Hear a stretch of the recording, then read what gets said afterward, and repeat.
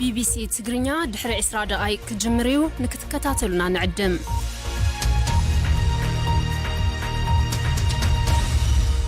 kun sagantaa BBC Afaan Oromooti nu waliin tura.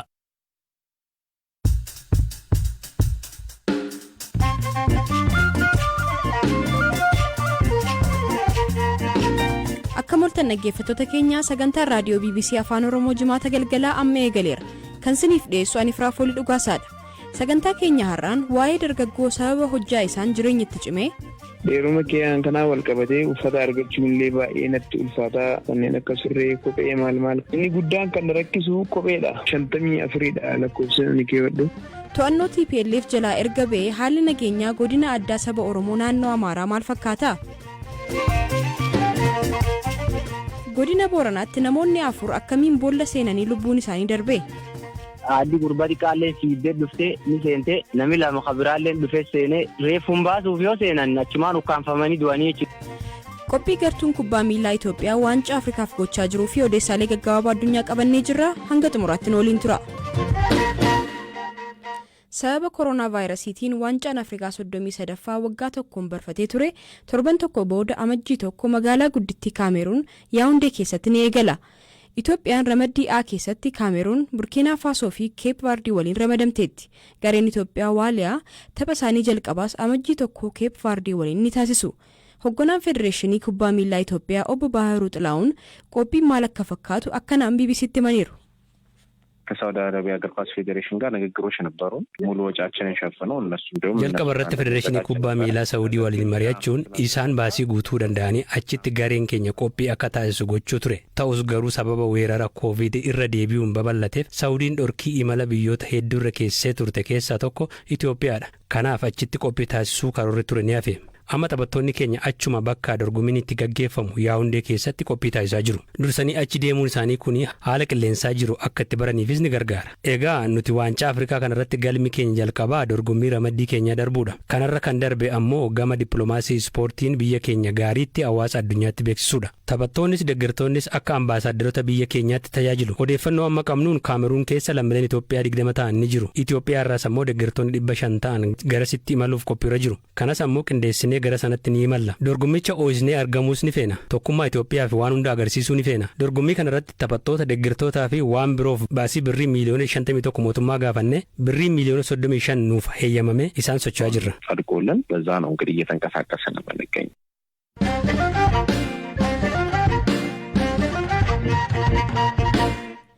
Godina Shawaabaa magaalaa Maqeetti dhalatee kan guddate Nagaa Hojimaan namoota naannoo isaa jiran irraa yeroo hedduu adda ba'ee mul'ata. Kunis sababa dheerina hojjaa isaatiinidha. Umurii ganna 24tti hojjaan isaa meetira 2.25 akka ga'eeru hima. Nagaa'oon sababa dheerina isaa kanaan rakkoon adda addaa jireenya isaa keessatti akka uumame BBCtti himeera. Hamzaa Huseentu dubbise. Jalqaba ani dheerachuu kan koo kanan bare naannoo bara 2005 ijoollee hiriyoota koo biraa baay'een dheeradhe meetira 1 fi saantimeetira 80 maalan ranga'e akkasuma osoo jedhuun baay'ee dabalaa dhufe jechuudha. Ergasii maaltu mudate maaltu ta'e jiruu kee irratti wanti jijjiirame maali? Namni tokko hawaasa keessa oolu keessatti namooti baay'een gaafa ati namootarraa adda taatu ijji namaa gara waan saniitti deebi'a. Sababa kanaatiif inni saalfadheen bakka namni jiru nan dheessan ture.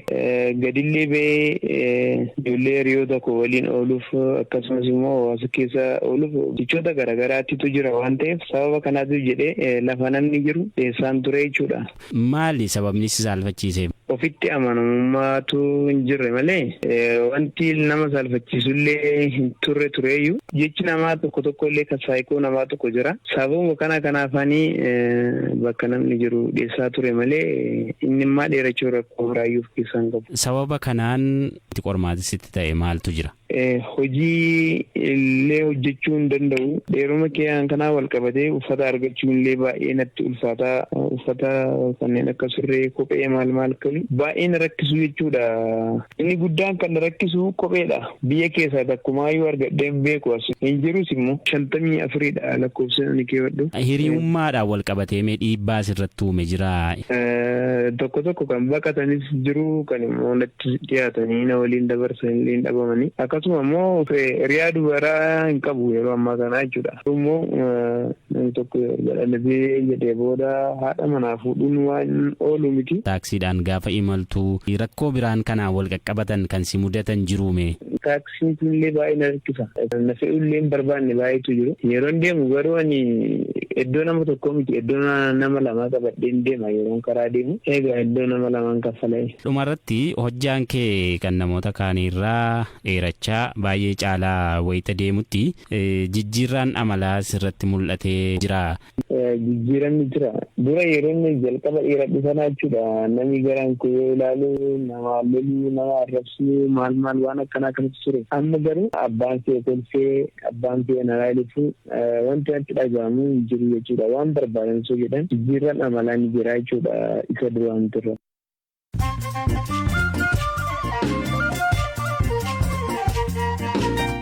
Dhaggeeffattoota keenya amma odeessaalee gaggabaaboon isinitti himaa. Pirezidaantoonni US fi Raashiyaa wayita bilbilaan dhimma Yuukireen mari'atanitti akkaan walitti dhaadataniiru. Pirezidaantiin Raashiyaa Vladimir Putin rakkoo Yuukireen ilaalchisee US qoqqobbii haaraa kan keessu yoo ta'e hariiroon US fi Raashiyaa guutummaatti adda cita yoo jedhan, pirezidaantiin Baayiden ammoo US fi michoonni ishee dhimma weeraramuu Yuukireen irratti deebii quubsaa kennuuf qophii ta'uu himuun itti dhaadataniiru. UK keessatti baankiin Standard jedhamu sanbata darbee maamiltoota isaa 75,000 ta'aniif dogoggoraan yuuroo miliyoona 130 ta'uu hireera. Baankichi maallaqa kana kan erge akkaawuntiiwwan kan baankichaa hin taanetti ta'uun dhimmicha caalaatti kan hammeesse yoo ta'u, amma maallaqicha deebisachuuf baankichi tattaafachaa jira. Sudaan keessatti mootummaa mormuun hiriira ba'ame irratti tarkaanfii humnoota nageenyaan fudhatameen kamisa namoonni 4 ajjeefamuun dhaga'ame. Humni waraanaa biyyattii bulchaa jiru bu'ee mootummaan siviilii aangoo akka qabatu gaafachuun magaalota Sudaan garaagaraa keessatti mormiin erga gaggeeffamuu eegaleetii bubbuleera. Odeessi gaggabaaboo har'aaf qixeeffanne kanuma.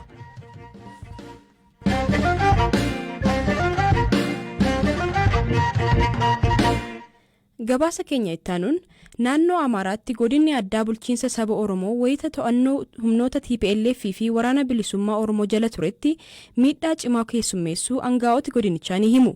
Waboon kan mootummaan Abaa'oo Shanee jechuun waamuu fi shororkeessaadha jedhee labseeru yeroo ammaattis aanaalee baadiyyaa godinichaa hedduu hunda keessatti sochii taasisaa jiraachuu bulchaan godinichaa ni himu. Magaalaa guddoo godinichaa Kamisee dabalatee bakka garaagaraatti namoonni nagaa humnoota mootummaatiin ajjeefamaniiru kan jedhu ammoo jiraattonni himachaa jiru. Kana irratti waayilli Habtaamuu Xibabuun bulchaa godinichaa dhiyeenyaa hangootti muudaman obbo Ahmed Alii dubbiseera. Haalli nageenyaa amma jiru tasgabbaatii jira. Uummata waliin marii babal'aa gochaa jirra. Uummanni gaheen irraa eegamu maali? Keessumattuu fuulduratti nageenyaaf tasgabbii waaraa ta'e uumuudhaaf maal gochuu qaba kan jedhu akkasumas hoggansa haaraa kanarraa maaltu eegama kan jedhu uummannis yaada nuu kennaa jira. Inni badii dhimma wajjin ta'ee uummata keenya saamaa ture, ajjeesaa ture. Humni shaneedhaa bu'uuraan kutamee jira.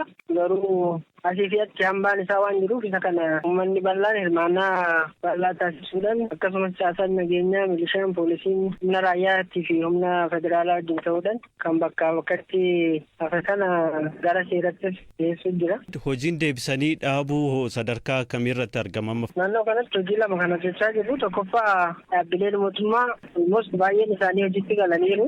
Kan lammataa badii naannoo sanatti uumame adda baasuudhaaf koreen sadarkaa godinaatti sadarkaa aanattis deeggarsa naannootiinis dhaabbatee gadi fageenyaan miidhaan qaqqabe kan bahee saabamaa jira. Aanaalee kami kan lola kanaan baay'ee badiin irratti qaqqabe? Aanaan miidhamne jiru gandoota 130 qabnu keessaa 86 miidhaan irra bahee jira.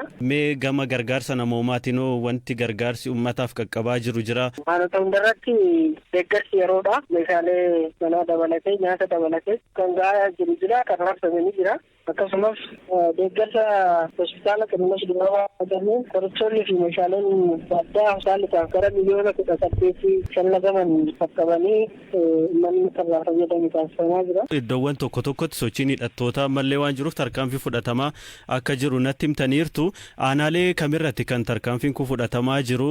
Kana humnoonni nageenyaa naannolee magaalotarra jiran, gandootarra jiran humna raayyaa fi humna federaalaa wajjin ta'anii sochii godhaa jiranii.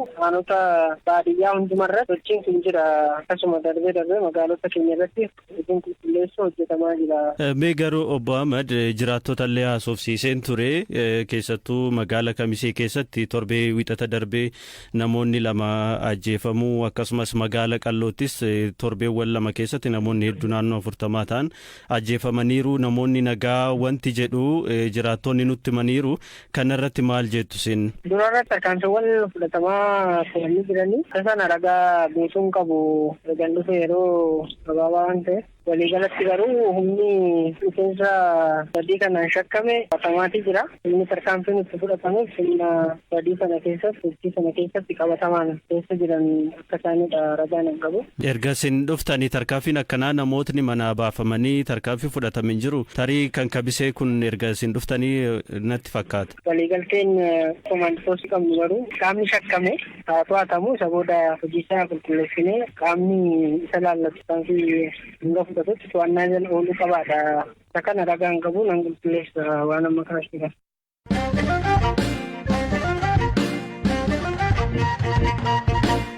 Gabaasa keenya xumuraarra geenyeerraa godina Booranaa aanaa Diillootti guyyaa kaleessaa haadhaa fi daa'ima ishee dabalatee namoonni 4 boolla tokko seenanii lubbuun isaanii darbeera. Mallattoon gubachuu reeffa isaanii irratti argamuun isaa immoo boollicha keessa maaltu jira kan jedhu irratti gaaffii uumeera. Namoota taatee kana ijaan argan keessaa tokko kan ta'e Barsaan Yuunivarsiitii obbo Waakkalaa Gabaaboo balaan kun akkamiin akka uumame BBC'tti himaniiru. Wanni Dillootti ta'e boolli wayii jira. Boolliti tun booqee keessa. Booqeen tun taasisoo qabdu osoo hin taane boolli duraan volkaanoon keessa dhoos hawayii boolli guddoo achi keessatti namni wayii mallattoo wayii argee boolli keessa qotee boolli tana waan akka albuud wayii kee barbaadna fakkaata. Mallattoo isaa arginaan qotee meetira jagaffe geesse achi booda yoo boolli qotu hin gaggaba dadhabnaan na gaggabsaa na ukkaamsaa hafuur baafachuu na dhoowwaa dadhabnaan ifirra dhiiseedha. Boolli tan ifirra dhiifnaan biyyatti deebisee meetiri 2 dhiise. Boollitti meetiri 2 qofa. Boolli meetiri 2 sun gurbaan xiqqaan horitisu ijoollee waggaa 10 yookaan 11 haganaati. Kopheen isaa keessa buunaan kophee keessa fudhadhaa jedhee boolli seennaan gurbaan ukkaamamee achumatti du'ee gurbaan xiqqaa waliin jiran fiigee galee himee haadhi gurbaa xiqqaallee fiiddee dhuftee ni seentee namni 2 kabiraallee dhufee seenee reeffuun baasuuf yoo seenan achumaan ukkaanfamanii du'anii jechuudha. Daqiiqa 2 hin turre namni achi keessatti daqiiqa 2 osoo hin turre du'anii. Boollitti sun garuu giseen dhufneeti reeffi baasuuf yeroo nu dhufnu waan akka harwayii keessa ba'a. Wanni akka fileemii beenzila fakkeenyaaf yoo motoriitti yoo naqan wanni akka fileemii tokko irraan ba'u waan mallattoo akkasii mul'ata.